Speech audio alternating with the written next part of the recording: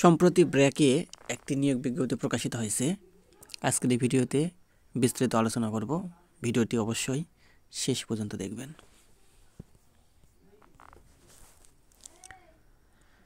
পদের নাম হচ্ছে ট্রেনি ক্রেডিট অফিসার প্রাপ্তি।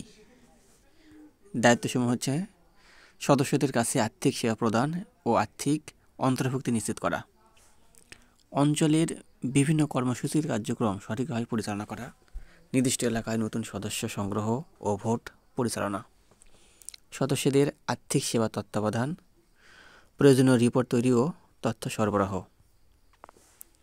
এ পদের বেতন হচ্ছে ট্রেনিং কাল 6 মাস হচ্ছে শিক্ষানবিশকাল। এই 6 মাস শিক্ষানবিশকালে বেতন হবে 25,000 টাকা এবং শিক্ষানবিশকাল সফলভাবে সমাপ্ত করার পর বেতন হবে 34,179 টাকা মাসিক। এছাড়া অন্যান্য সুযোগ সুবিধা হচ্ছে দুর্ঘটনা বিমা, গ্র্যাচুইটি, মাতৃত্ব বা পিতৃত্বকালীন ছুটি, স্বাস্থ্য জীবন বিমা, বার্ষিক ইনক্রিমেন্ট, ঈদ বোনাস, বাড়ি ভাড়া, পোস্টিং অনুযায়ী ইত্যাদি।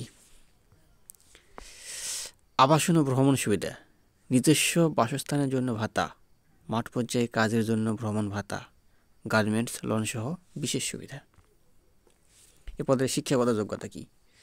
কোনো স্বীকৃত বিশ্ববিদ্যালয় থেকে ন্যূনতম স্নাতক ডিগ্রিধারী হতে হবে এবং এসএসসি, এইচএসসি, অনার্স এই পর্যায়গুলোতে সর্বোচ্চ একটিতে তৃতীয় বিভাগ গ্রহণযোগ্য, অর্থাৎ এসএসসি, এইচএসসি, অনার্সে একটির বেশি, এই তিনটার মধ্যে একটির বেশি যদি কারো তৃতীয় বিভাগ হয় তিনি আবেদনের জন্য যোগ্য হবেন না।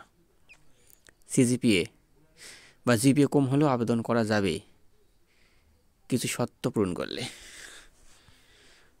কর্মস্থল, ব্র্যাকের যে কোনো স্থানে কাজ করার মানসিকতা থাকতে হবে। আবেদন করার নিয়ম হচ্ছে শেষ তারিখ 27 নভেম্বর 2025।